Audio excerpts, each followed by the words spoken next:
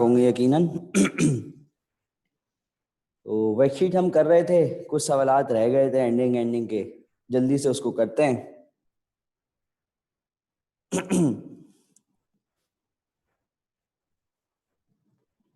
Hope so आप लोगों ने भी करे होंगे सवालात लाजमी, और अब काफ़ी सवालात सॉल्व हो भी गए होंगे।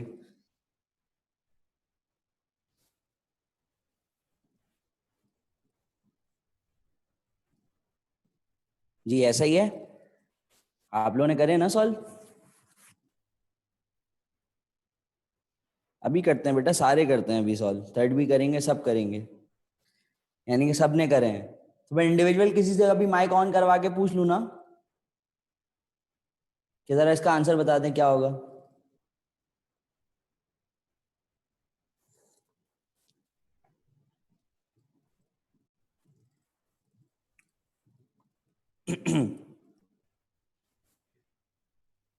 चलें स्टार्ट करते हैं। जो सवालात आप लोगों से नहीं हुए पहले वो करते हैं।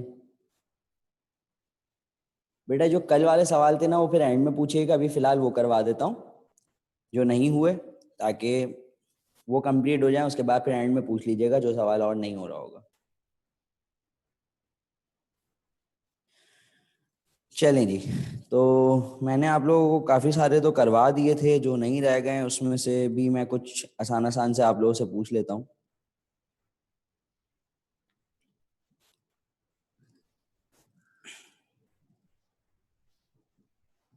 मुझे बताइए, मैंने 6 करवाया था आप लोगों को?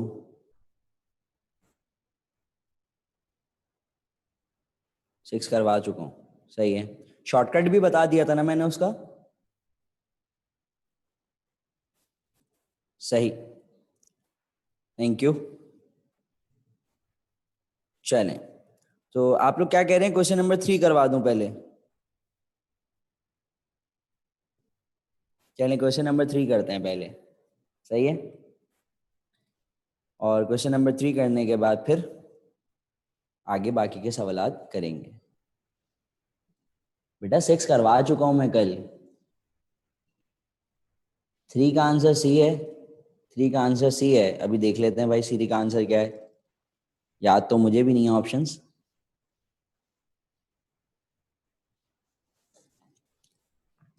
Under root u square plus v square upon 2, अब वो कौन सा ऑप्शन है? यह आंसर है आपके पास।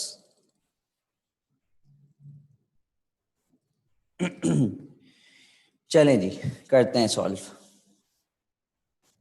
क्या सवाल है, सवाल देख लेते हैं पहले। क्वेश्चन नंबर 3 में कह रहे हैं a particle moving with constant acceleration from A to B in a straight line A B and has velocities u and v at a and b respectively. Find the velocity at the middle point of AB. सही। मैं आपको समझा देता हूँ drive करके, वैसे ये जहन में रखिएगा कि जब भी मिडिल पॉइंट के ऊपर वेलोसिटी निकालनी हो तो उसका शॉर्टकट यही होता है जो इसका डायरेक्ट फार्मूला बना हुआ है। और वो क्या होता है मिडिल पॉइंट के ऊपर वेलोसिटी निकालने का शॉर्टकट? मिडिल पॉइंट कहें या मिड पॉइंट कहें, बात एक ही है। मिड पॉइंट पे अगर वेलोसिटी आपसे पूछी हुई हो तो वो होता है क्या formula, under root u square plus v square upon 2। सही है, ये फॉर्मूला होता है आपके पास।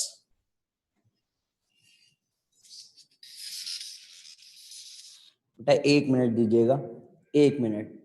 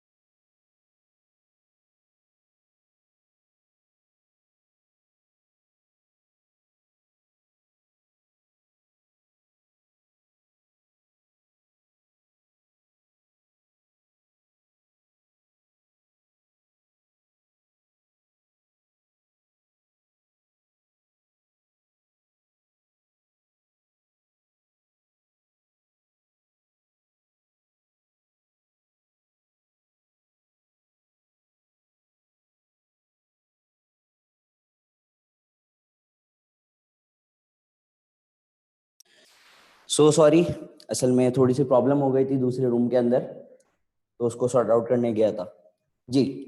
तो हम बात क्या कर रहे थे कि जब भी मिडिल पॉइंट के ऊपर वेलोसिटी हमें निकालनी होगी, तो मिडिल पॉइंट के ऊपर वेलोसिटी निकालने के लिए हम क्या करेंगे,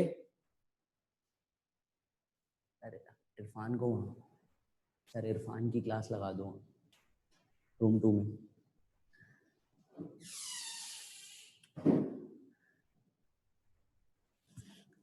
तो हम ये शॉर्टकट फॉर्मूला यूज करेंगे। कैसे बना, मैं पूरा सवाल आपको समझा रहा हूँ, ड्राइव करके भी दिखा रहा हूँ।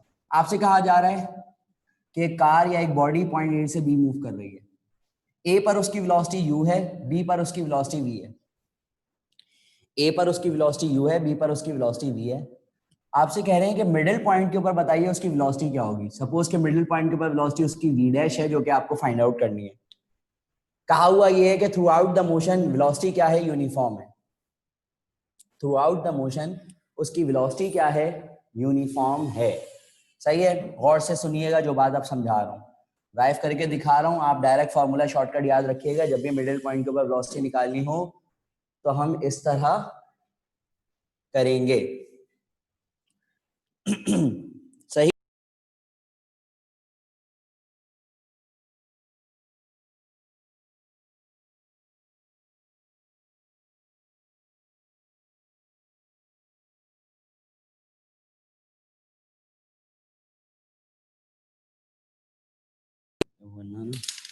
सर सपोज के टोटल डिस्टेंस जो है वो ऐसा है। अब जरा गौर से सुनिएगा मेरी बात। टोटल डिस्टेंस ऐसे है, ये मिडिल पॉइंट है, तो इसका मतलब अगर मैं यहां से लेकर यहां तक का डिस्टेंस करूं तो वो ऐसा पॉइंट 2 हो जाएगा। सही है, तो पहले मैं एक्सेलरेशन निकाल रहा हूं। थर्ड इक्वेशन ऑफ मोशन क्या होती है, 2as is equal to v f square minus v i square. थोड़ा तेज समझाऊंगा, समझिएगा। 2 as it is, a as it is. Distance s की जगह क्या यूज करेंगे, एक्सेलरेशन मैं कंसिडर कर रहा हूं यहां से लेकर यहां तक की, क्योंकि जब यहां से यहां तक के दरमियान की एक्सेलरेशन निकालूंगा तो through out the motion acceleration क्या है, कांस्टेंट है, लिहाजा एक्सेलरेशन क्या रहेगी, कांस्टेंट रहेगी, क्योंकि कहा हुआ है कि वो यूनिफॉर्म एक्सेलरेशन से बॉडी मूव कर रही है।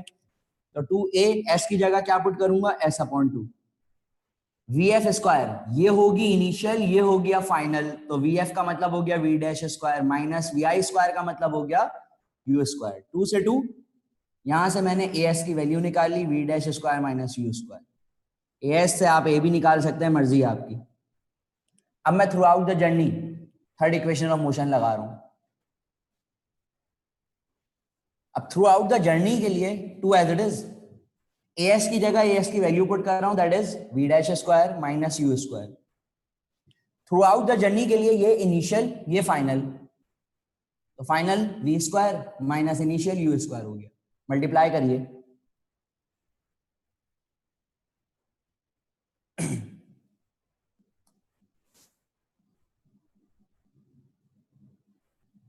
सही।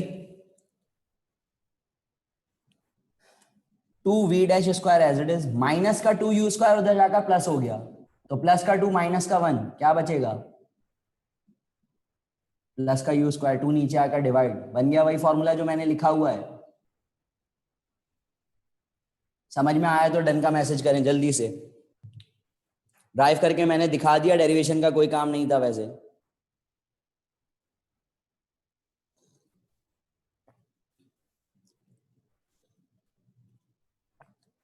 सिर्फ समझाने के लिए बता दिया, नोट कर लें जल्दी से ताकि फिर आगे सवाल की तरफ बढ़ें।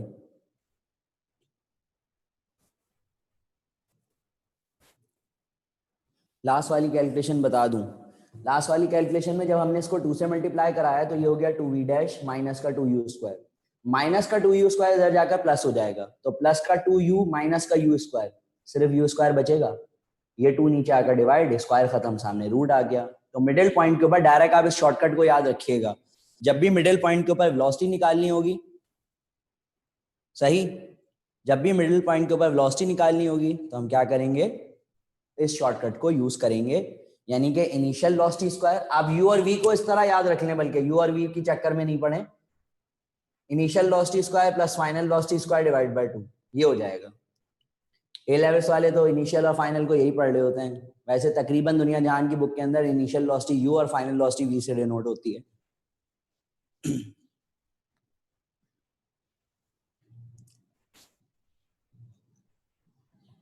मिडिल पॉइंट पे एक्सेलरेशन कांस्टेंट नहीं होगी, सवाल में मेंशन है, आप पढ़ें, throughout the journey acceleration constant है।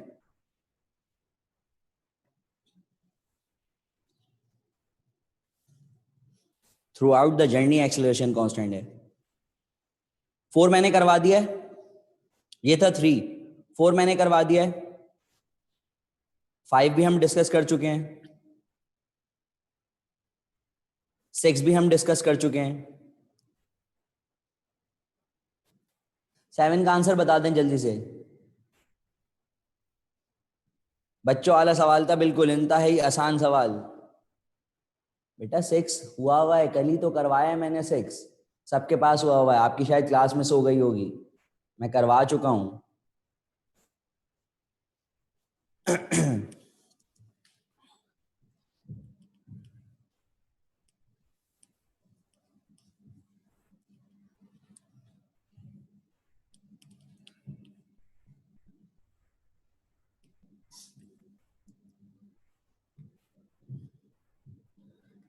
7 करवा देता हूं जल्दी से, आसान सवाल था, सबके हो गया होगा। मास गिवन है, वेलोसिटीज गिवन है, इनिशियल वेलोसिटी 2 गिवन है, फाइनल वेलोसिटी 7 गिवन है, टाइम गिवन है 10 सेकेंड्स, फोर्स की वैल्यू निकालनी है।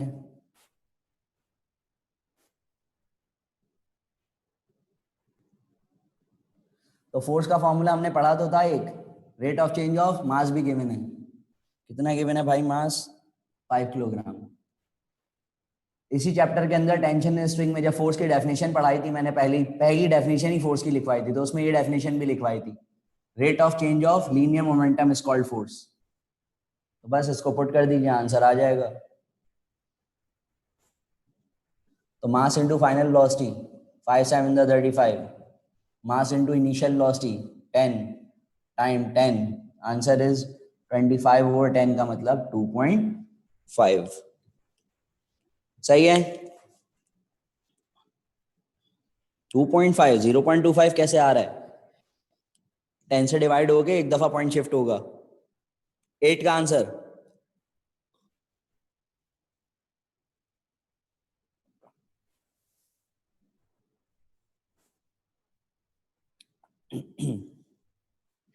एट का आंसर सी। चलिए देखते हैं।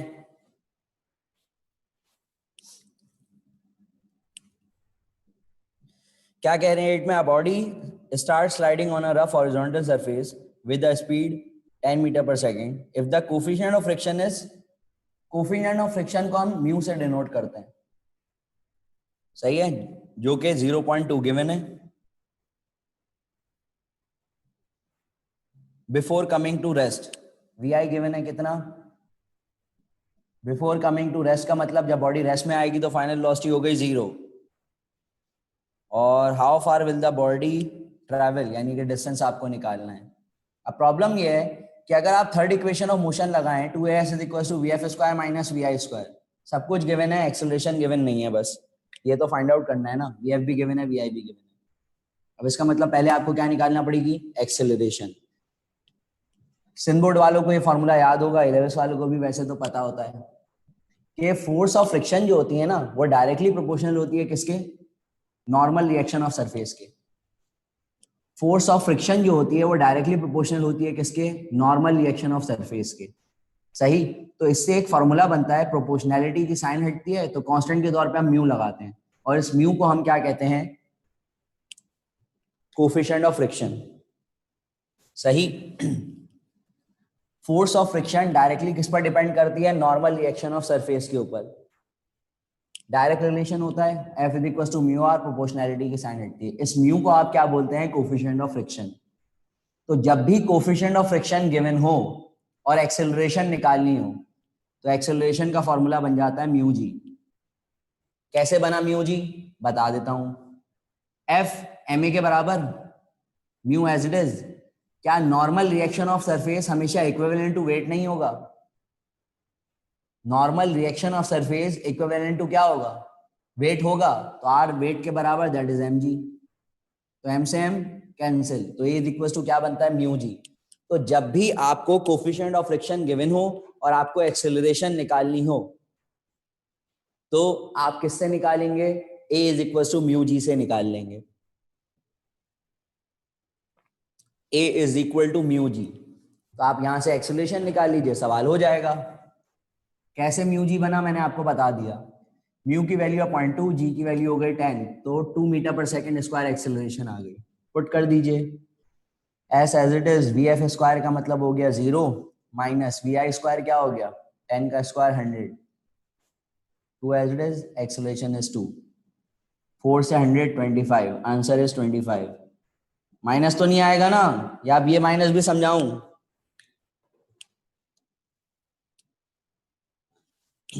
जी ये माइनस भी समझाऊं?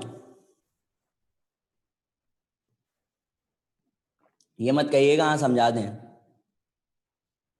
अगर नहीं समझ में आया तो बता दें, फिर समझा देता हूं। जी बच्चों,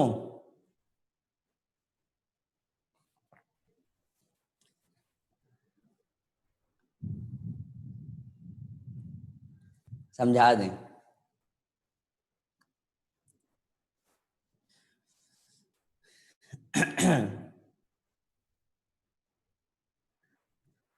जी ये नहीं रीजन है कि डिस्टेंस नेगेटिव नहीं होता, एक्चुअल रीजन ये है 2457 सही का।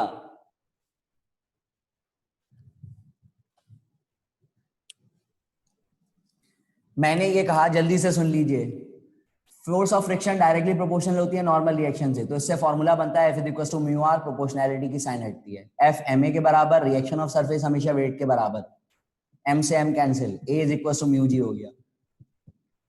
तो जब भी मैंने कहा, जब भी कोफिशिएंट ऑफ फ्रिक्शन गिवन हो, एक्सेलरेशन का फार्मूला म्यू जी हो जाएगा। यहां से हमने निकाल ली वैल्यू एक्सेलरेशन की, थर्ड इक्वेशन लगाई, वैल्यूज को पुट करा, आंसर आ गया। यहाँ माइनस आ रहा था, मैंने माइनस नहीं लिखा। क्यों नहीं लिखा? क्योंकि फाइनल वेलोसिटी 0 है। ये बात मैंने आपको फ्रिक्शनल, आपके पास फ्रिक्शनल लेस इंक्लाइन प्लेन पे भी समझाई थी जब मैंने शॉर्टकट पढ़ाया था, v square over 20 sine theta, कि माइनस क्यों नहीं आया था। जब फाइनल वेलोसिटी कम हो, इनिशियल ज्यादा हो, तो एक्सेलरेशन नहीं होती, डिसेलरेशन होती है। ये बात उस वक्त भी समझाई थी। जब फाइनल वेलोसिटी कम हो इनिशियल से तो डिसेलरेशन होती है, और डिसेलरेशन का मतलब नेगेटिव एक्सेलरेशन, तो ये डिसेलरेशन है।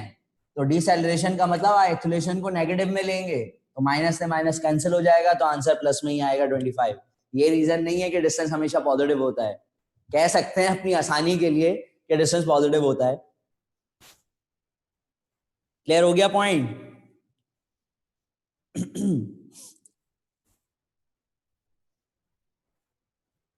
जी बच्चों, जल्दी से डन का मैसेज।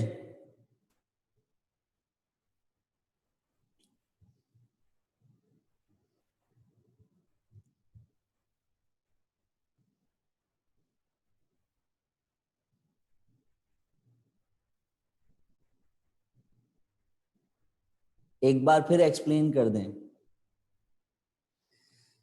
अच्छा, मैंने ये कहा कि जब फाइनल वेलोसिटी कम हो, इनिशियल ज्यादा हो, तो डिसेलरेशन होती है। तो यहाँ फाइनल कम है, इनिशियल ज्यादा है, तो बॉडी डिसेलरेट करेगी, नेगेटिव एक्सेलरेशन होती है। तो ये जो हमने एक्सेलरेशन निकाली है पॉजिटिव नहीं होगी, ये नेगेटिव एक्सेलरेशन होगी। क्यों नेगेटिव एक्सेलरेशन होगी? क्योंकि फाइनल वेलोसिटी क्या है यहाँ पर, कम है, इनिशियल ज्यादा है। V f minus v i upon t होता है एक्सेलरेशन का फॉर्मूला। तो जब फाइनल कम हो, इनिशियल ज्यादा हो, तो डिसेलरेशन होती है। तो ये डिसेलरेशन है, नेगेटिव एक्सेलरेशन है। तो नेगेटिव एक्सेलरेशन का मतलब माइनस में पुट होगा, तो माइनस से माइनस कैंसिल हो जाएगा। सही। चलें जी, आगे बढ़ते हैं। बेटा वर्कशीट शेयर फिर कह रहे हैं, कल भी मैंने शेयर करी थी, कुछ स्टूडेंट अभी भी कह रहे हैं, मैंने कल भी कहा था, उससे पहले भी रिपीट करा था। आप लोग आपस में भी शेयर कर लें रोजाना। एक आप लोग ये क्यों कह रहे होते हैं कि हमें शेयर कर दें? मैंने बताया भी था, प्लीज अगर आप लोग आपस में फ्रेंड्स होंगे कोई ना कोई, तो उनसे आपस में आप ले लिया करें, तो आसानी हो जाएगी।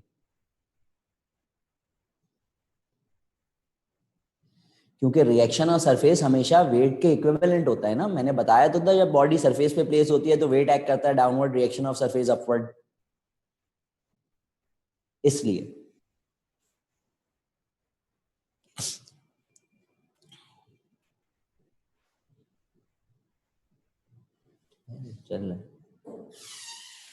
चले जी नेक्स्ट क्वेश्चन 9 करते हैं।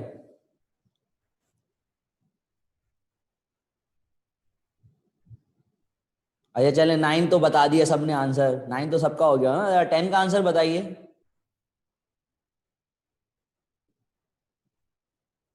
9 हो गया ना, 10 का आंसर बताइए।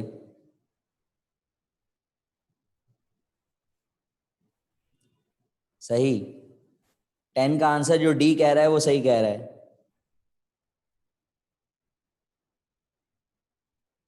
गुड, चलें जी 9 समझते हैं पहले और फिर 10 करते हैं। अच्छा मैं फिर भी अगर किसी के पास शीट नहीं है तो मैं भी क्लास के एंड में शेयर कर देता हूँ। फिलहाल मैं कोशिश यही कर रहा हूँ कि पूरा सवाल पढ़ के बता दूं।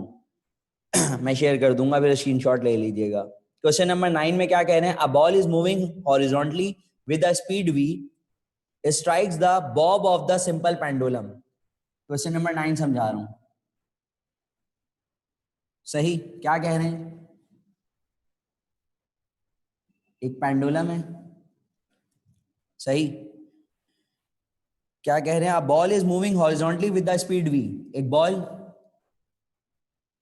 स्पीड v से आकर टकरा रही है। सही है, तो दो बॉडीज हो गई ना, सपोज कि इसका मास हो गया m1, पेंडुलम की बॉब का मास हो गया m2। ये किस स्पीड से मूव करते हुए आ रही है, ये कह रहे हैं v स्पीड से मूव करते हुए आ रही है, तो इसका मतलब इसकी इनिशियल वेलोसिटी क्या हो गई, v।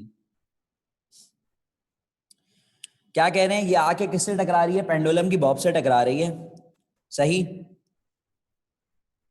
जो कि किस हालत में, रेस्ट की हालत में, यानी कि इसकी इनिशियल वेलोसिटी क्या हो गई, 0 हो गई। आगे सवाल में ये कहा हुआ है, mass of bob is equal to the mass of ball. इसका मतलब दोनों के मासेस सेम है, तो कंडीशन क्या दी हुई है, m1 m2 बराबर, तो जिसको हम m के बराबर कंसिडर कर रहे हैं। कह रहे हैं कि एक बॉल किस स्पीड से आगे स्ट्राइक कर रही है v, तो इसकी इनिशियल वेलोसिटी हो गई v1 u1 v के बराबर। बॉब से टकरा रही है पेंडुलम की, जो कि इनिशियली रेस्ट की हालत में, तो u2 0, मास उसका m2। सवाल में आगे बता दिया कि दोनों के मासेस सेम है, तो m1 m2 बराबर ले लिया m के बराबर। क्या कह रहे हैं आपसे, 9 में कह रहे हैं द कोलिजन इज इलास्टिक। अगर कोलिजन इलास्टिक है इनका, यानी कि जब ये बॉल आकर इस पेंडुलम की बॉब से टकरा रही है तो कोलाइड कर रही है, तो इनका कोलिजन इलास्टिक है अगर, तो बताइए ये बॉब कितनी हाइट तक राइज करेगी। सवाल समझ में आ गया हो तो जल्दी से डन का मैसेज करें।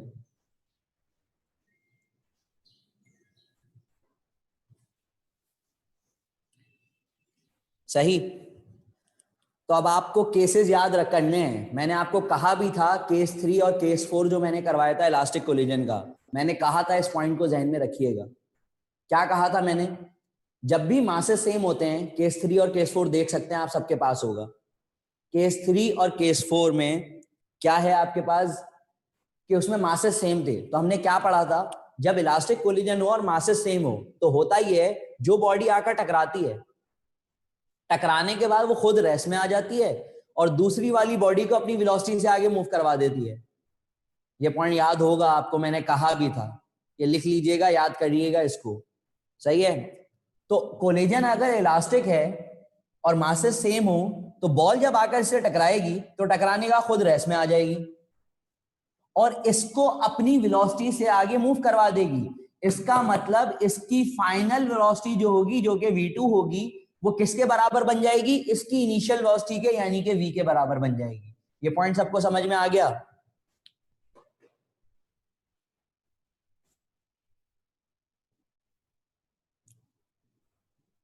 सही, तो अब आपको क्या करना है, इसकी हाइट निकालनी है। इसका मतलब ये पेंडुलम की बॉब ऊपर जा रही है, तो जब पेंडुलम ऊपर मूव कर रहा है तो हमने law of conservation of energy में पढ़ा था ना कि जब कोई चीज नीचे से ऊपर जाती है तो हम पढ़ते हैं gain in potential energy equals to loss in kinetic energy. Gain in potential energy, loss in kinetic energy, तो गेन इन पोटेंशियल एनर्जी का मतलब क्या हो गया, mgh। Loss in kinetic energy का मतलब हाफ mv²। अब दोनों एक साथ नहीं जा रहे हैं, ये मत कहिएगा कि आपने सिर्फ m क्यों लिखा, m1 प्लस m2 क्यों नहीं लिखा, क्योंकि दोनों नहीं मूव कर रहे हैं।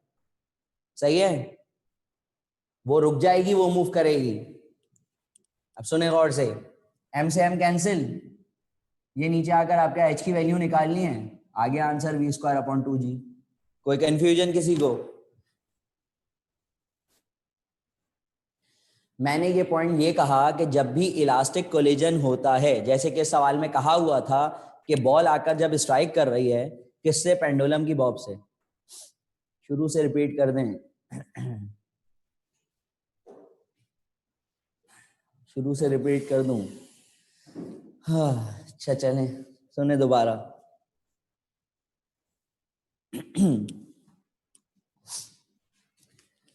सवाल में ये कहा जा रहा है कि एक बॉल जो है, सपोज उसका मास m1 है, उसकी इनिशियल वेलोसिटी v गिवन है, आके टकरा रही है पेंडुलम की बॉब से। पेंडुलम की बॉब का मास हो गया m2, जो कि इनिशियली रेस्ट की हालत में है u2 0। कह रहे हैं जब ये बॉल आकर से टकरा रही है तो इनका कोलिजन इलास्टिक है, और ये भी सवाल में मेंशन है कि इन दोनों के मासेस सेम है, तो मैंने m1 m2 को m के बराबर ले लिया। और जब मासेस सेम हो और कोलिजन इलास्टिक हो तो होता क्या है, जो बॉडी आके टकराती है वो रेस्ट में आ जाती है, दूसरी वाली बॉडी को अपनी वेलोसिटी से आगे मूव करवा देती है। सही है, दूसरी वाली बॉडी को आगे अपनी वेलोसिटी से मूव करवा देगी, तो लिहाजा जो इसकी फाइनल वेलोसिटी होगी जो कि v2 होगी, वो क्या हो जाएगी, इसकी इनिशियल वेलोसिटी यानी कि v। अब जब पेंडुलम ऊपर मूव कर रहा है तो gain in p loss in k ही लगाया, आंसर आ गया, खत्म।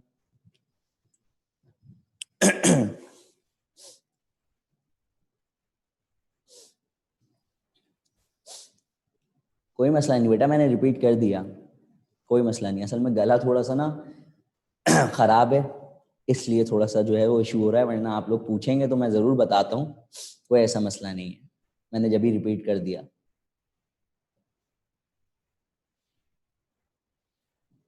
जी जी बिल्कुल, मैंने बताया था √2gh मैंने बताया था, लेकिन वो कंडीशन डिफरेंट थी। वो मैंने आपको बताया था what was the speed of the bullet का, एम्बेड हो गई, एक साथ मूव कर रही है, उसका था वो। चले जी, अब 10 समझते हैं। 9 और 10 में बहुत माइनर सा डिफरेंस है।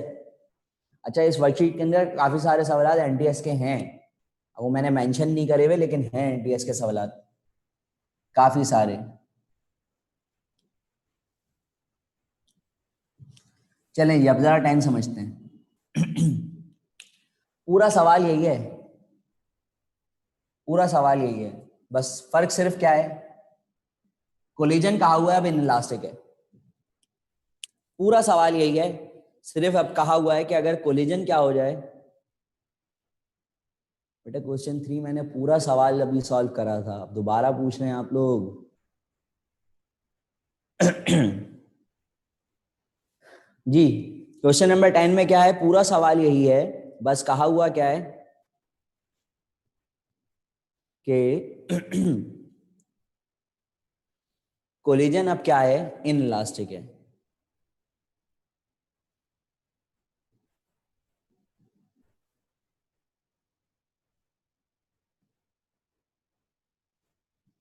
क्या कह रहे हैं बेटा, 8585 क्या कह रही हैं, वेलोसिटी का तो काम ही नहीं था इनिशियल फाइनल की। हाँ तो कोई मसला नहीं बेटा, वो सवाल को देखते हुए जरूरी थोड़ी है कि हर दफा जो डाटा हो पूरा का पूरा सवाल में यूज हो, न्यूमेरिकल के अंदर कुछ चीजें एक्स्ट्रा भी दी हुई होती हैं।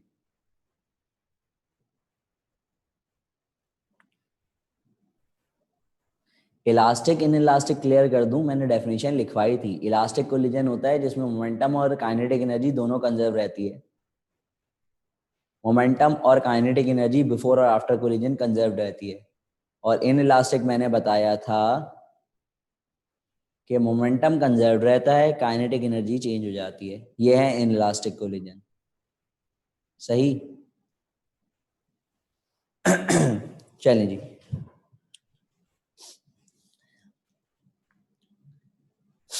तो अब समझते हैं। अब जो बात बताऊंगा ना उसको नोट भी कर लीजिएगा गौर से। समझे, और उसको अपने पास लाजमी तौर पे नोट कर लीजिएगा और हाईलाइट कर लीजिएगा। इन इलास्टिक कोलिजन की जब भी बात होगी तो इन इलास्टिक कोलिजन के अंदर ये बात याद रखें और लिख लीजिएगा, टकराने के बाद बॉडीज की फाइनल वेलोसिटीज जो होती हैं वो दोनों सेम हो जाती हैं। क्या मतलब हुआ, मैंने आपको कहा था ना इन इलास्टिक कोलिजन क्या होता है। इन इलास्टिक कोलिजन ये होता है जैसे कि दो कार्स का आपस में टकराना। तो अगर एक कार पीछे वाली कार आकर आगे वाली कार से टकरा रही है और वो रेस्ट में भी अगर है, तो आपने अक्सर ये चीज देखी होगी कि जब वो कार आकर टकराएगी तो दोनों स्टिक करके कुछ सेम वेलोसिटीज से बिल्कुल आगे मूव करती हैं। तो इसलिए जब भी इन इलास्टिक कोलिजन की बात हो तो याद रखिएगा फाइनल वेलोसिटीज दोनों बॉडीज की हमेशा सेम लेंगे। सही।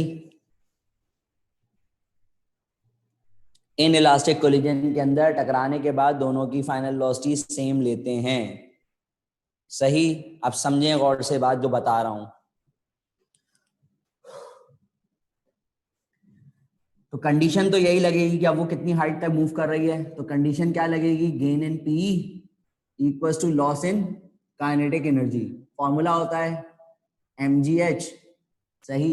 ये क्या हो जाएगा, हाफ एम वी स्क्वायर। अब आप कहेंगे जरूर कि जब दोनों स्टिक कर रही हैं, स्टिक करके एक साथ मूव कर रही हैं, तो अब मैं मास यहाँ पर क्या कंसिडर करूंगा, दोनों का कंबाइन कंसिडर करूंगा, कैंसिल होना है वैसे भी। तो m1 प्लस m2 लिखूं या mm लिखूं, क्योंकि दोनों के मासेस अभी भी सेम है, सवाल पूरा सेम है। चलिए मैं लिख देता हूँ m1 और m2 ही, वैसे भी इसको कैंसिल होना है ये दोनों बराबर, ये हमने यहाँ मेंशन करा हुआ है। तब प्रॉब्लम क्या है, फॉर्मूला तो यही बन गया h is equal to v square over 2g। लेकिन अब प्रॉब्लम क्या है कि यहाँ पर ये v जो है, मैं इसको v सपोज नहीं कर रहा, मैं इसको v डैश सपोज कर रहा हूँ। क्यों सपोज कर रहा हूँ, क्योंकि ये वो v नहीं होगा जो ये है। मैंने क्या कहा आपको कि इन इलास्टिक कोलिजन के अंदर टकराने के बाद दोनों की फाइनल वेलोसिटी सेम हो जाएंगी। इसका मतलब जो v1 होगा वही v2 हो जाएगा। तो v1 और v2 सेम तो होगा लेकिन v नहीं होगा, क्योंकि अगर आप कहें कि v1 v2 सेम है, आप v सपोज कर लें, तो v तो इनिशियल वेलोसिटी इसकी है। तो टकराने के बाद इनिशियल वेलोसिटी से थोड़ी दोनों मूव करेंगे, कम वेलोसिटी होगी। और वो कम क्या होगी, उसको डिफरेंशिएट करने के लिए मैं सपोज कर रहा हूँ v डैश से। दोबारा सुने इस पॉइंट को, मैंने कहा इलास्टिक कोलिजन के अंदर दोनों बॉडीज की फाइनल वेलोसिटी सेम हो जाती हैं। तो इसका मतलब पेंडुलम की बॉब और बॉल दोनों की फाइनल वेलोसिटी सेम हो जाएगी, v1 v2 बराबर हो जाएगा। सही है। लेकिन आप उसको v नहीं ले सकते, क्योंकि अगर आपने v लिख दिया तो v तो इसकी इनिशियल वेलोसिटी है, तो फिर पहले और दूसरे सवाल में फर्क क्या रहा, सेम आंसर आ जाएगा। तो अब v नहीं होगी, क्योंकि टकराने के बाद दोनों की वेलोसिटीज कम हो जाएंगी एक साथ जो होंगी। अब वो कम वाली वेलोसिटी क्या होगी, पहले वो आपको निकालनी पड़ेगी अब यहाँ पर, इसीलिए उसको हम v सपोज नहीं कर रहे, v डैश सपोज कर रहे हैं। अब आपको पहले इस v डैश को निकालना पड़ेगा। पहले ये बताइए मेरी एक्सप्लेनेशन ये समझ में आई या नहीं।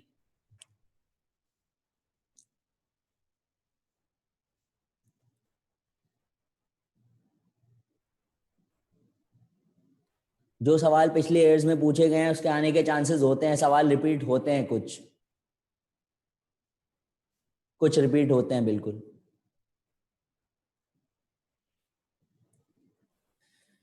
फिर रिपीट कर दूं, चलें जी दोबारा सुन लीजिए। मैंने ये कहा इन इलास्टिक कोलिजन के अंदर दोनों की वेलोसिटी फाइनल वेलोसिटी टकराने का सेम कंसिडर करते हैं, तो लिहाजा v1 v2 दोनों सेम होंगी। आप कहें v1 v2 सेम है तो आप v सपोज कर लें। मैं v कर नहीं सकता अब यहाँ सपोज, क्यों नहीं कर सकता, अगर मैं v1 v2 को v सपोज कर लूंगा तो v तो इसकी इनिशियल वेलोसिटी है। तो क्या टकराने के बाद दोनों उसी वेलोसिटी से मूव कर जाएंगे, नहीं। टकराने के बाद लाजमी सी बात है वेलोसिटीज क्या हो जाएंगी, अब कम होंगी दोनों की कंबाइंड। तो इसलिए मैं v सपोज नहीं कर सकता, v ऑलरेडी मुझे पहली वेलोसिटी गिवन है इनिशियल। तो इसलिए मैंने इस वेलोसिटी को डिफरेंशिएट करने के लिए किससे सपोज कर लिया, v डैश से। तब आपको इस v डैश को पहले फाइंड आउट करना पड़ेगा, इसलिए मैंने यहाँ पर इसकी वेलोसिटी को v डैश लिया है, v नहीं, जो कि v डैश स्क्वायर हो जाएगा। सही है। तो अब आपको v डैश निकालना पड़ेगा, और v डैश किस तरह निकालेंगे, अगर आपको डेफिनेशन जहन में होगी इनलास्टिक कोलिजन की तो आप निकाल सकते हैं। इनलास्टिक कोलिजन क्या कहता है, मोमेंटम कंजर्व, बस खत्म, फॉर्मूला लगा दें law of conservation of linear momentum का।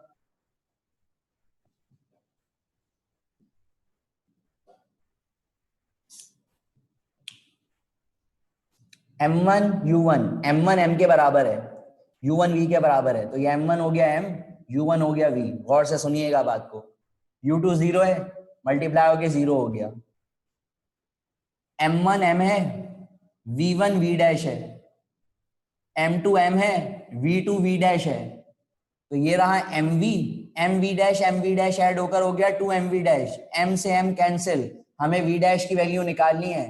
क्या आ गई v डैश की वैल्यू? v/2। समझ में आया या नहीं, पहले इतना बताइए सवाल। अच्छा सवाल था ये।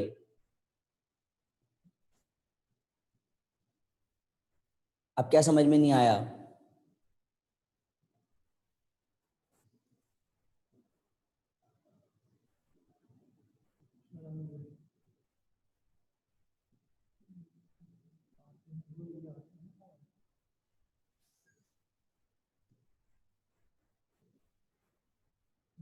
बेटा लंबा सॉल्यूशन कहाँ है बहुत ज्यादा, ये तो मैं आपको समझा रहा हूँ। आप लोग मतलब क्या समझ रहे हैं कि मतलब एनटीएस के अंदर बस सवाल पढ़े और एक एक लाइन का आंसर होना चाहिए?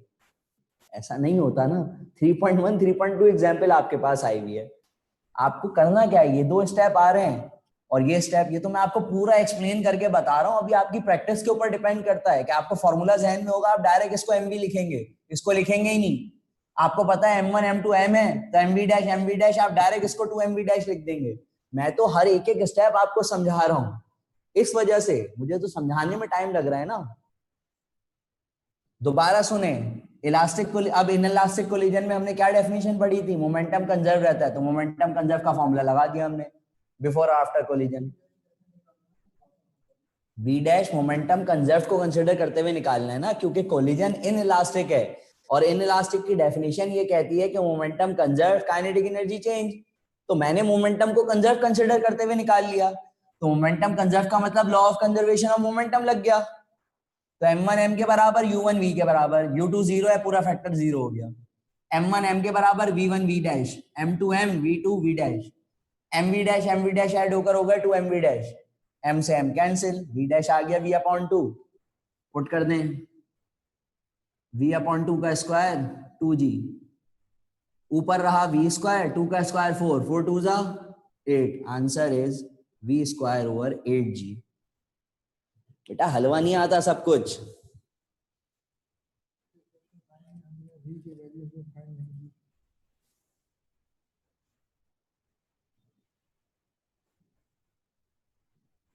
नाइन में हमने v की वैल्यू क्यों नहीं फाइंड आउट की? आप फाइंड आउट कर लें, मैंने कब मना करा? आप इलास्टिक कोलिजन का फिर फॉर्मूला लगाइए, v2 का बड़ा वाला 2m1 u1 over m1 plus m2 plus u2 minus m2 minus m1 u2 over m1 plus m2, आप वो लगा लें, उससे भी यही आंसर आएगा जो मैंने निकाला। तो ये बात तो हमें वैसे भी याद थी ना, मैंने पहले ही आपको बता दी थी कि जब मासेस सेम होते हैं इलास्टिक कोलिजन के अंदर, तो जो बॉडी आके टकराती है वो रेस्ट में आ जाती है, दूसरी वाली को अपनी वेलोसिटी से आगे मूव करवा देती है। तो इसलिए हमने डायरेक्ट v2 को v के बराबर ले लिया। अगर आपको v2 निकालना है, आप इलास्टिक कोलिजन का v2 का फॉर्मूला लगाएं, आ जाएगी v वैल्यू। समझ गए?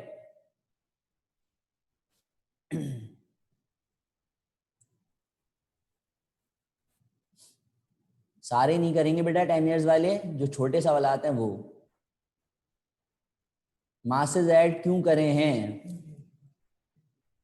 मैंने क्या कहा, दोनों की फाइनल वेलोसिटीज क्या हो जाएंगी? सेम। तो दोनों की फाइनल वेलोसिटीज क्यों सेम होंगी? स्टिक करके एक साथ मूव करेंगे कुछ टाइम के लिए, तो जब स्टिक करके एक साथ मूव कर रहे हैं तो मास सिर्फ एक का थोड़ी लूंगा, दोनों का कंसिडर करूंगा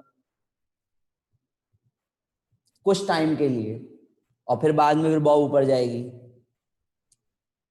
आप इंडिविजुअल भी कंसिडर कर लें, एम से एम कैंसिल ही होना है फिर भी।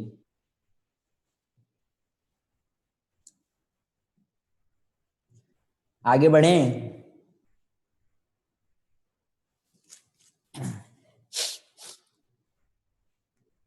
जी बच्चों, समझ में आ रहा है? मजा आ रहा है सवालात करने में? जरा इस चैप्टर के अगर आपके पास पास पेपर्स हैं ना, डाउटग्रेड्स की बुक होगी, तो उसके जरा सवालात करिएगा, मजेदार सवालात हैं।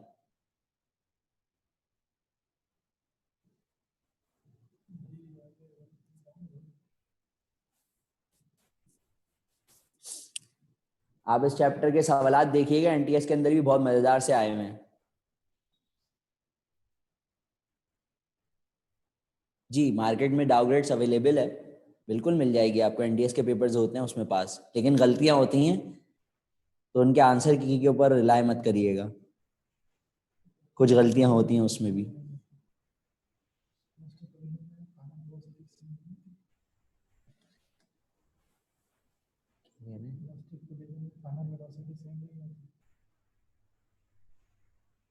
इलास्टिक कोलिजन में फाइनल वेलोसिटी सेम नहीं होती, नहीं होती ना बेटा, ये बात तो हम पहले ही पढ़ चुके हैं। V1 और V2 के हमने पूरे पूरे फॉर्मूले ड्राइव करे थे। नहीं बेटा, चैप्टर वाइज नहीं होते डाउग्रेड्स के अंदर, एयर वाइज होते हैं कि एनटीएस का ये एयर है, इसका पेपर ये था ये था। करेक्ट आंसर की आपको नेट से भी मिल जाएगी, वैसे उसके अंदर होती हैं कुछ, एक आध की नहीं होती। बेटा चैप्टर 4 की मैंने वर्कशीट अगर नहीं करवाई तो एक आध ग्रुप में नहीं करवाई है, अभी आप लोग साथ पढ़ रहे हैं ना, इसलिए मैं भी उसको नहीं करवा रहा। इंशाल्लाह जैसे ही थोड़े से हालात बेहतर होंगे या कुछ इस किस्म का सॉर्ट आउट करेंगे हम कि अलग से क्लास रख के फिर वो वर्कशीट भी मैं करवा दूंगा। परेशान ना हो, अभी जो साथ साथ चल रहा है वो करते रहें, बेफिक्र रहें, सब होगा बेटा।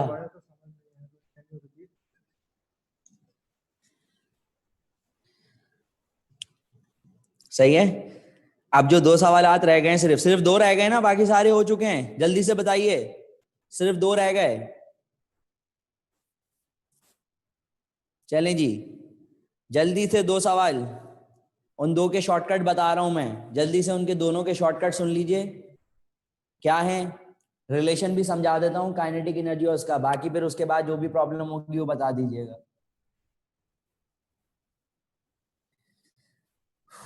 Next chapter to to start, बल्कि नेक्स्ट चैप्टर मैं सोच रहा था कि नेक्स्ट क्लास के अंदर मैं आप लोगों को पहले डायमेंशंस करवा दूं। एक क्लास का चैप्टर है, अच्छा चैप्टर खत्म हो जाएगा तो आप लोगों के सर से भी टेंशन उतर जाएगी, चैप्टर 1 भी हो गया। क्वांटिटी मैटर करती है ना आप लोगों के लिए ज्यादा, कि चैप्टर जल्दी जल्दी खत्म हो तो जहन से बोझ उतरे।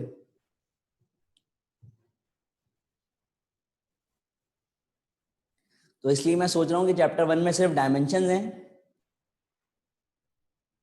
तो लिहाजा जो है वो डायमेंशंस करवाऊं। एक क्लास की बात है, चैप्टर 1 कर लेंगे एक क्लास के अंदर, चैप्टर 1 हो जाएगा। डायमेंशंस है उसके अंदर सिर्फ, बाकी बुक की मार्किंग हैं जो साइंटिस्ट की कॉन्ट्रीब्यूशन है वो मैं बता दूंगा, तो वो मैं यहाँ पे लिखवाऊंगा नहीं। जी जी, साइंटिस्ट के नेम की कंट्रीब्यूशन है, वो आपको बुक से याद करनी होगी, मैं यहाँ पे नहीं बताऊंगा कि इन्होंने ये करा था इन्होंने ये करा था। वेव वाला चैप्टर अभी करवा दूं, अभी रुक जाए जरा, आराम आराम से आहिस्ता आहिस्ता बढ़ेंगे ना मुश्किल की तरफ। अभी 3 पढ़ा है थोड़ा मुश्किल, 2 पढ़ेंगे थोड़ा मुश्किल, फिर 8 पढ़ेंगे, फिर 9 चैप्टर आसान पढ़ेंगे।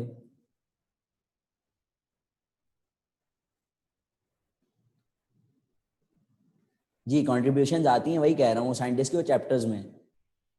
बेटा चैप्टर 5 की टेंशन ना लें, चैप्टर 5 से सिर्फ थ्योरी आती है, लैडर के न्यूमेरिकल नहीं आते। चैप्टर 5 को तो मैं काउंट भी नहीं करता एनटीएस के अंदर, जरा 10 ईयर्स लेकर देख लीजिएगा एनटीएस के सवालात कितने आए हुए उसमें से, और आए हुए भी जो है वो डेफिनेशन आई हैं, तो चैप्टर 5 की टेंशन ना लें। चैप्टर 9 मजेदार चैप्टर है, पढ़ने में भी मजा आएगा। फर्स्ट ईयर फिजिक्स के अंदर 3 ही चैप्टर तो पढ़ने वाले हैं मजेदार।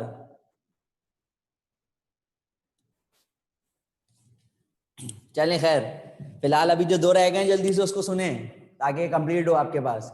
मैं काइनेटिक एनर्जी और उसका रिलेशन समझा रहा हूँ, देखें गौर से कि काइनेटिक एनर्जी और मोमेंटम का क्या रिलेशन होता है, गौर से देखिएगा। रिलेशन समझा दूं उसके बाद उससे शॉर्टकट बता देता हूँ, इस रिलेशन को भी ध्यान में रखिएगा। काइनेटिक एनर्जी का फॉर्मूला होता है हाफ एम डी स्क्वायर, तो मैं इस फॉर्मूले को ऐसे लिख सकता हूँ, मेरे ख्याल से सबके समझ में आ गया होगा ये। क्यों, मास इनटू वेलोसिटी मोमेंटम होता है तो एक वी बचेगा, तो half as it is momentum v बचा। तो एक फॉर्मूला काइनेटिक एनर्जी और मोमेंटम का ये होता है, सही रिलेशन में। अगर इसी फॉर्मूले को मैं और लिखना चाहूं तो मैं ये भी लिख सकता हूं, क्या लिख रहा हूं गौर से देखिएगा। लिख सकता हूं पी स्क्वायर ओवर 2m। कैसे, मैंने इस फॉर्मूले के अंदर इसी को आगे लिख के दिखा देता हूं। ये रहा फॉर्मूला, मैंने multiply and divide by mass कर दिया, तो मास इंटू वेलोसिटी दोबारा किसके बराबर बन गया, मोमेंटम के। तो क्या बना, मोमेंटम का स्क्वायर ओवर 2m।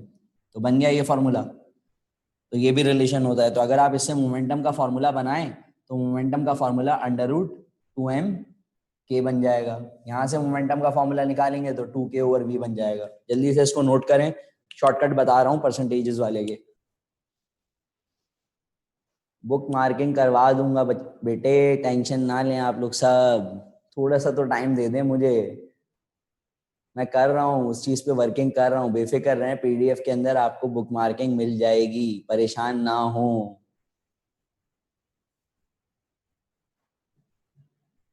इस हफ्ते नहीं तो बहुत ज्यादा मंडे वाले दिन आपको मैं इंशाल्लाह 2-3 चैप्टरों की बुक मार्किंग दे दूंगा, परेशान ना हो आप लोग।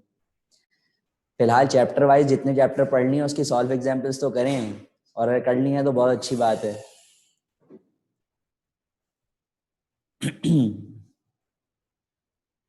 जी नोट कर लिया हो तो जल्दी से डन का मैसेज करें, तेजी से।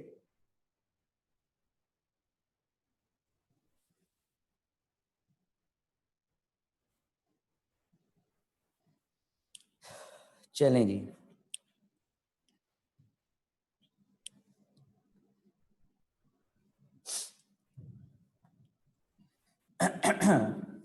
अब शॉर्टकट बता रहा हूं, गौर से सुनिएगा।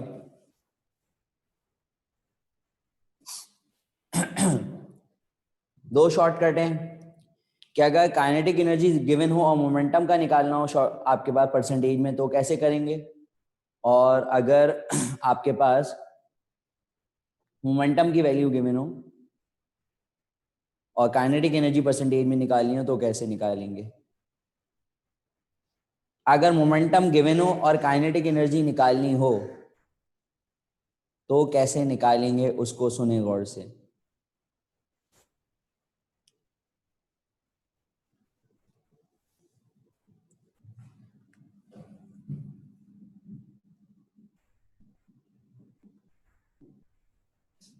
ये क्या है आपको, कि जब आपको काइनेटिक एनर्जी परसेंटेज में फाइंड आउट करनी हो और मोमेंटम परसेंट इंक्रीज या डिक्रीज गिवन हो, मोमेंटम परसेंटेज इंक्रीज या डिक्रीज गिवन हो और आपको काइनेटिक एनर्जी परसेंटेज में इंक्रीज या डिक्रीज निकालनी हो।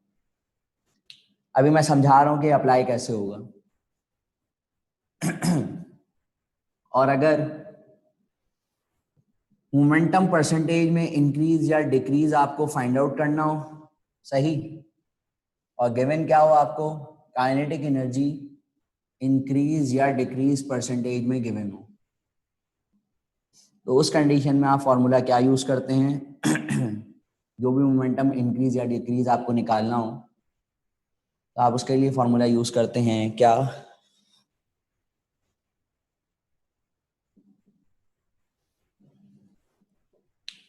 √k-1/100। अब सुने गौर से, इसको अप्लाई किस तरह करना है।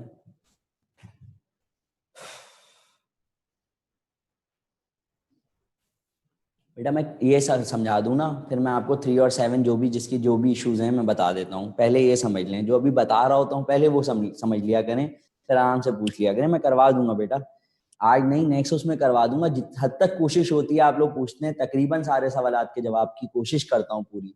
अगर फिर भी कोई मिस हो जाता है तो माजरत उनसे, क्योंकि ऊपर चला जाता होगा मैसेजेस आने की वजह से, इसलिए मैं नहीं पढ़ पाता। कोशिश मेरी ये होती है जब भी मैं हर थोड़ी देर बाद आकर आप लोगों की चैट देख रहा होता हूँ कि कोई सवाल तो नहीं आया, कोशिश पूरी होती है कि जितने सवाल आप लोग पूछें सबके जवाब दूं।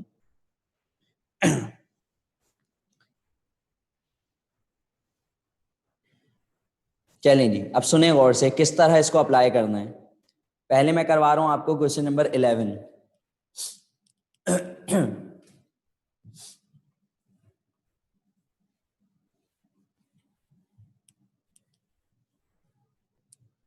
क्वेश्चन नंबर 11 में क्या कह रहे हैं आपसे, क्वेश्चन नंबर 11 में कह रहे हैं कि if the momentum of a body increase by 50% then its kinetic energy increases by,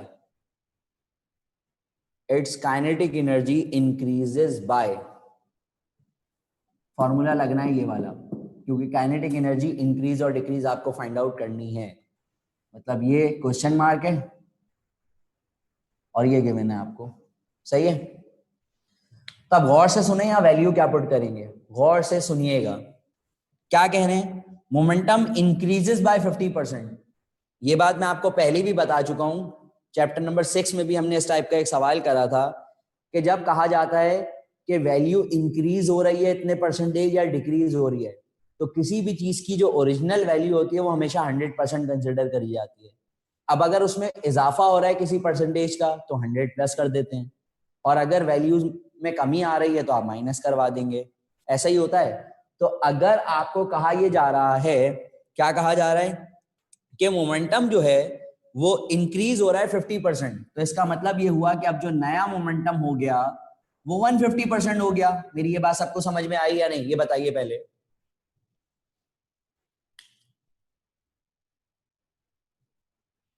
जल्दी से मैसेज करके, चलें, गुड। तो नया मोमेंटम हो गया 150%, ठीक है। परसेंट की साइन हटती है, डिवाइड में क्या आएगा 100, जीरो से जीरो कैंसिल, कैंसिलेशन कराएंगे 5 3 जा 5 2 जा, वैल्यू क्या आ गई 3/2। यहां पर ये फ्रैक्शन वाली वैल्यू को पुट करना है परसेंटेज से हटाकर, तो जरा पुट करें, आंसर आ जाएगा। क्या लिखा हुआ है, P dash square, P dash square, P dash सिर्फ नंबर पुट करना है। क्या लिखा हुआ है 3/2 का स्क्वायर, डायरेक्ट लिख दूं 9/4 -1 इंटू एलसीएम लें। जब बाद में 1 होगा तो ऊपर वाले से नीचे वाले को माइनस करवाते हैं, बता चुका हूं। और जब पहले 1 होता है तो नीचे वाले को ऊपर वाले से माइनस करवाते हैं, एलसीएम का तरीका। बाद में 1 होगा, ऊपर वाले को नीचे वाले से माइनस करवाते हैं, तो 9 - 4 क्या हो जाएगा 5/4 इंटू, आंसर इज 125%। समझ में आया या नहीं, जल्दी से डन का मैसेज करें, अगर नहीं आया तो बताएं।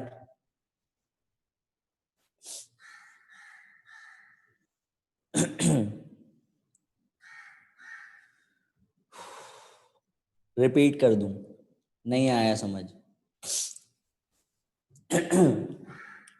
मोमेंटम गिवन था, काइनेटिक एनर्जी निकालनी थी, ये रहा शॉर्टकट। मोमेंटम गिवन हो, काइनेटिक एनर्जी निकालनी हो, यहाँ जो वैल्यू पुट होगी वो क्या पुट होगी, जितना इंक्रीज या डिक्रीज कह रहे हैं 100 में से प्लस या माइनस होगा। इंक्रीज कह रहे हैं 100 में प्लस, डिक्रीज कह रहे हैं 100 में से माइनस। 50% इंक्रीज हो रहा था मोमेंटम, तो 100 प्लस क्या हो गया 150%।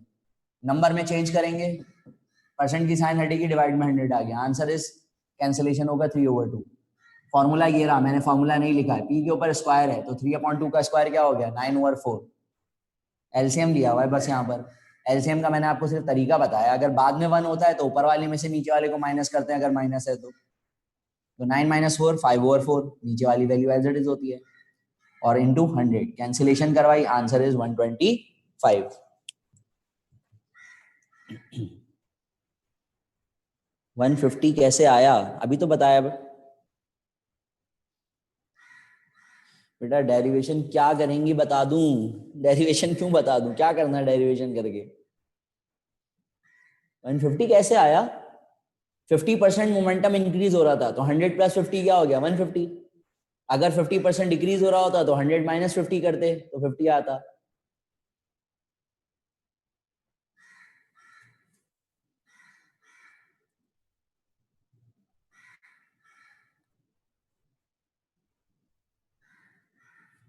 फाइव और 4 कैसे आया, ये शॉर्टकट कैसे बना, बेटा क्यों पूछ रहे हैं आप लोग डेरिवेशन, क्या करना है आप लोगों को।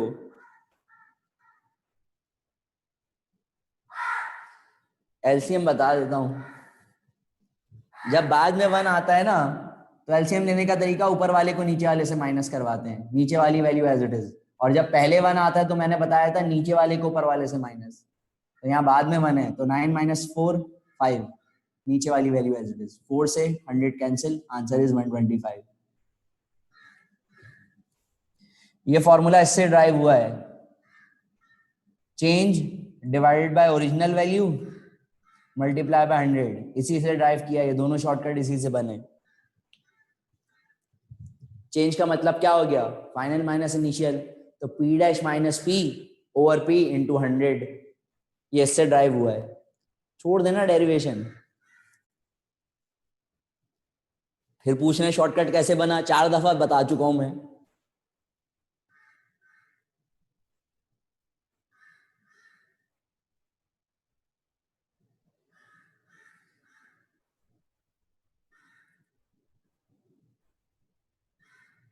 चलें जी, पहले नेक्स्ट क्वेश्चन करता हूं 12, उसके बाद फिर आप लोगों से इसका एक आध और सवाल पूछ लेता हूं एक्स्ट्रा। पहले 12 समझते हैं जल्दी से, क्योंकि टाइम मेरे ख्याल से थोड़ा सा ऊपर हो चुका है, तेजी से जरा। क्या कह रहे हैं 12 में? If the kinetic energy of the body increases by 300%, kinetic energy of the body increases by 300%, तो इंक्रीज में 100 में प्लस करेंगे तो वैल्यू क्या हो गई? 400%। 300 प्लस 100 400%। परसेंट की साइन हटेगी, डिवाइड में क्या आता है? 100। जीरो से जीरो कैंसिल, तो वैल्यू आ गई 4। अब काइनेटिक एनर्जी गिवन है, मोमेंटम निकालना है, तो फॉर्मूला ये लगेगा। तो क्या आया? Under root K dash minus 1 into 100, under root 4 minus 1 into 100, under root 4 is 2, 2 minus 1 is 1, answer is 100%।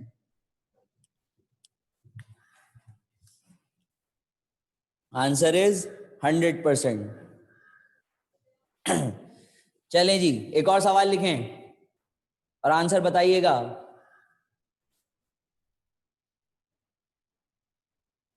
If the momentum is decreases bye 50%, लिखें जल्दी से। If the momentum is decreases bye 50%, 50, kinetic energy बताएं कितने percent increase या decrease होगी? If the momentum is decreases bye 50%, 50, extra लिखवा रहा हूं।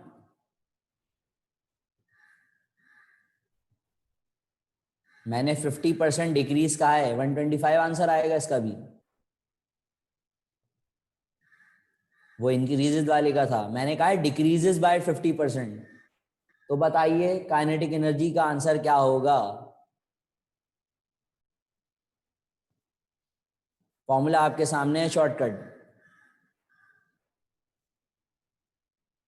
एक का आंसर सही आया अभी तक, 2559, 2559 का आंसर सही आया है जी। 100 में से माइनस करवाएंगे 50 को। 2519 का आंसर भी सही आया है। नहीं, बाकियों किसी का भी आंसर सही नहीं आ रहा। 241 करके भी एक और है, उनका भी आंसर सही आया है। 2442 सही आंसर।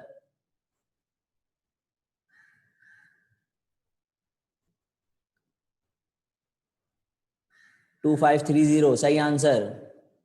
2340 सही आंसर। अब आ रहे हैं लाइन से सबके सही आंसर। 2320, अगर किसी का भूल जा रहा हूँ बीच में से, क्योंकि बहुत तेजी से मैसेजेस आ रहे हैं, तो जिन्होंने इन शॉर्ट 75 आंसर दिया उन सबका सही है। मतलब डिक्रीजेस बाय 75%, माइनस साइन आ रही होगी तो decreases by 75%, minus sign decreases को शो कर रही होगी। कैसे आया करके देखते हैं सॉल्व।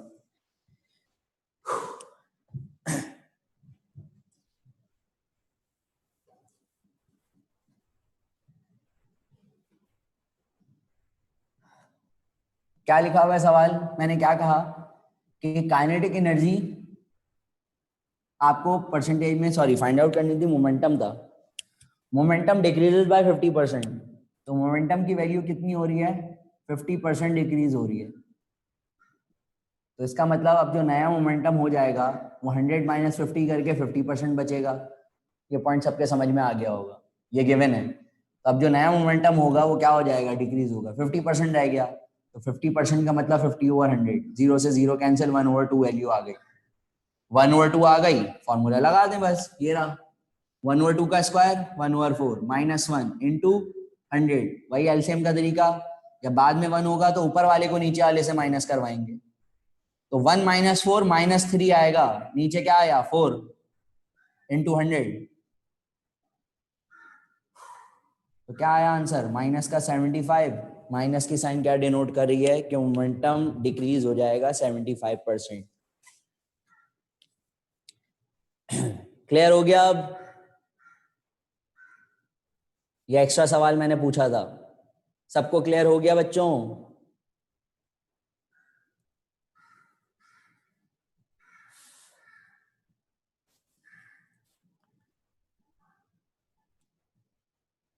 सही।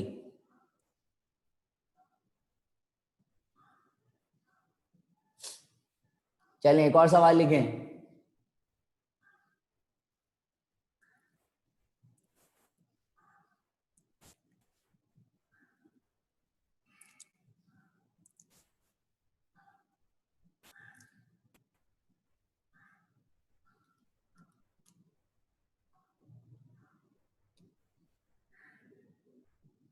If the kinetic energy is decreases by 36%, ये कौन सा था? ये एक्स्ट्रा सवाल था भाई। अच्छा मैं क्वेश्चन पेपर शेयर कर रहा हूँ, मैं देख रहा हूँ यहाँ पर, अगर मेरे पास है तो मैं ज़रूर शेयर कर देता हूँ। प्रॉब्लम यह है कि आज लैपटॉप भी मुझे खुद देखना पड़ रहा है क्योंकि किसी काम से वो गए हुए हैं, लिहाजा प्रॉब्लम यह है कि सब कुछ मुझे खुद ही अभी मैनेज करना पड़ रहा है। देख लेता हूँ मैं कि अगर उनके पास यहाँ सामने रखा हुआ है तो मैं ज़रूर अभी शेयर कर देता हूँ।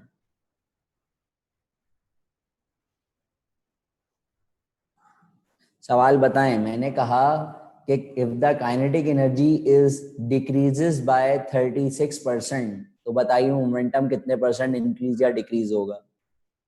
If the kinetic energy is decreases by 36%, is decreases by 36%,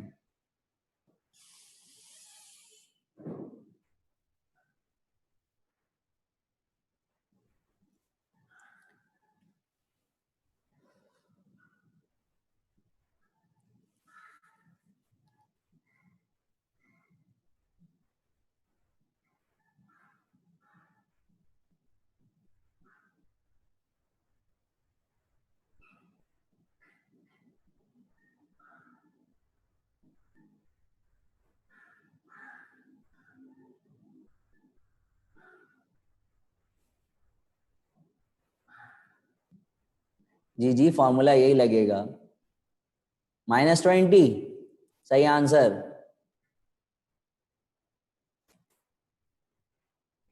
-20 सही आंसर। बेटा ये मैंने शेयर कर दिया, जिनके पास नहीं है जल्दी से स्क्रीनशॉट ले लें। क्वेश्चन रिपीट कर दें। मैंने कहा था kinetic energy decreases by 36%। Kinetic energy decreases by 36%, तो बताइए मोमेंटम कितने परसेंट इंक्रीज या डिक्रीज होगा? 2560। क्या हुआ, सवाल नहीं समझ में आया था?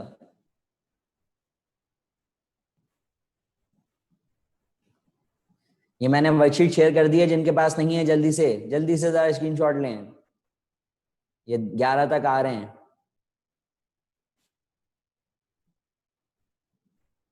डिवीजन में प्रॉब्लम होती है ना, आसान सी कैलकुलेशन थी, मैं करवा भी रहा हूँ अभी सॉल्व। जी स्क्रीनशॉट ले लिया है, अब मैं नीचे कर रहा हूँ, बाकी सवालों के भी स्क्रीनशॉट ले लें। 11 तक आपके पास क्लियर आ गए, बल्कि 12 तक बिल्कुल क्लियर आ रहे हैं।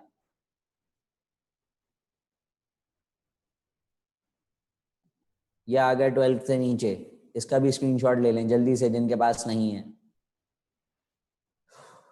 40% आ रहा है, चलिए अभी करके देखते हैं क्या आंसर आ रहा है। -20 आ रहा होगा।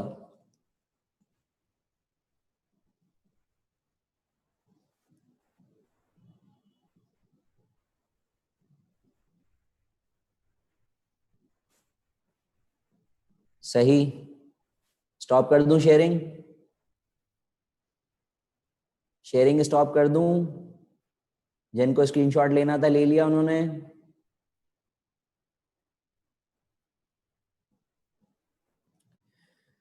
चलें जी। जी भाई 2421 हैंड रेस किया हुआ है, क्या प्रॉब्लम है? मैसेज करें।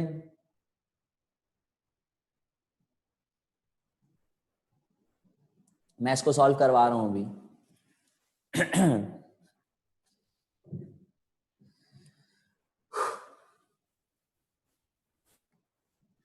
मैं गला इजाजत नहीं दे रहा है। टेस्ट मिल नहीं पा रहा, रोज की 5-5 4-4 क्लासें हो रही हैं। ऑनलाइन पढ़ाना ज्यादा मुश्किल है फिजिकल से, अब ये समझ में आ रहा है हम लोगों को। आज के लिए बहुत है, हाँ मैं और नहीं करवा रहा, बेफिक्र रहें, वर्कशीट कंप्लीट हो चुकी है। बस ये सवाल मैं कंप्लीट करवा दूं ताकि जिनसे नहीं हुआ उनसे हो जाए। मैंने कहा कि काइनेटिक एनर्जी क्या हो रही है? 36% डिक्रीज हो रही है। तो इसका मतलब अब जो रिमेनिंग काइनेटिक एनर्जी बचेगी वो 100 में से माइनस करके निकालेंगे। डिक्रीज में माइनस करेंगे, 100 में से इंक्रीज में प्लस करेंगे। तो 100 माइनस 36, 64%। सही है, 64%। परसेंट की साइन हटेगी, डिवाइड में क्या आ जाएगा, 100 आ जाएगा। सही है।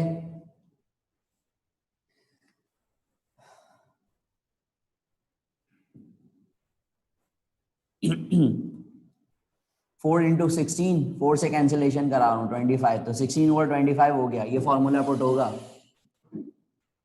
तो अंडर रूट 16/25 -1, 4/5 -1 इंटू 100। जब बाद में माइनस हो, नीचे वाले को ऊपर वाले को नीचे वाले से माइनस, -1/5 -20% आंसर। जी अब बताइए कौन सा सवाल, कौन क्या पूछ रहा था, कौन सा सवाल में प्रॉब्लम है, जल्दी से बताइए क्योंकि टाइम बहुत हो चुका है।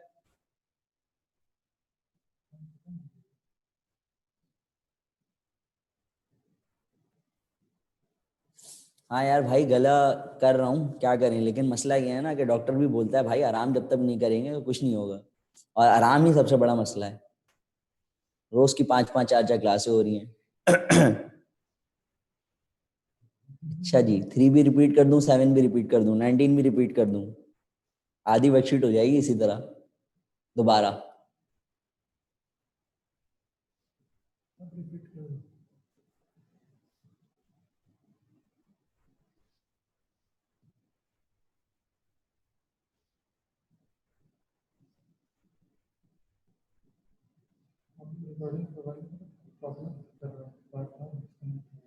मैंने पूरा रिलेशन आपको ड्राइव करके दिखाया अभी। क्वेश्चन नंबर 6 का मैंने शॉर्टकट बताया था, वो मैं फिर बता देता हूँ, आप लोग नोट कर लीजिए, उसको पुट करके निकाल लें, आंसर आपके पास आ जाएगा। क्वेश्चन नंबर 6 का मैंने शॉर्टकट ये बताया था, जब भी आपको बॉटम से हाइट निकालनी हो कि एक चीज को ऊपर से नीचे ड्रॉप करवा रहे हैं, ग्राउंड के ऊपर आकर वो उसकी हाइट पूरी एच कवर कर रही है, उसको टी सेकंड्स लग रहे हैं ग्राउंड तक आने में, और आपसे अगर वो ये पूछें, हाईएस्ट पॉइंट पे आपको पता है इनिशियल वेलोसिटी 0 लेते हैं जब ड्रॉप कर रहे होते हैं, और नीचे से ऊपर फेंकते हैं तो फाइनल 0 लेते हैं। तो अगर आपको ये सवाल कहा जाए कि कुछ टाइम गुजरने के बाद, जैसे कि 6 में कहा हुआ था t/2 सेकंड्स गुजरने के बाद, तो t/2 सेकंड्स गुजरने के बाद तो डिस्टेंस तो कुछ ना कुछ कवर हुआ ना, तो वो जो भी डिस्टेंस कवर हुआ वो एच डैश। आपसे पूछेंगे सवाल में, बताइए अब वो बॉडी ग्राउंड से कितनी हाइट पर है। क्वेश्चन नंबर 6 में ये था कि आप बताइए वो बॉडी इतने टाइम गुजरने के बाद ग्राउंड से कितनी हाइट पर है। तो जब भी आपको ये बताएं कि इतने टाइम गुजरने के बाद बॉडी ग्राउंड से कितनी हाइट पर है, सही है, तो उसके लिए मैंने आपको ये शॉर्टकट बताया है कि आप इस शॉर्टकट को लगाइएगा, आपके पास डायरेक्ट आंसर आएगा। क्या आएगा?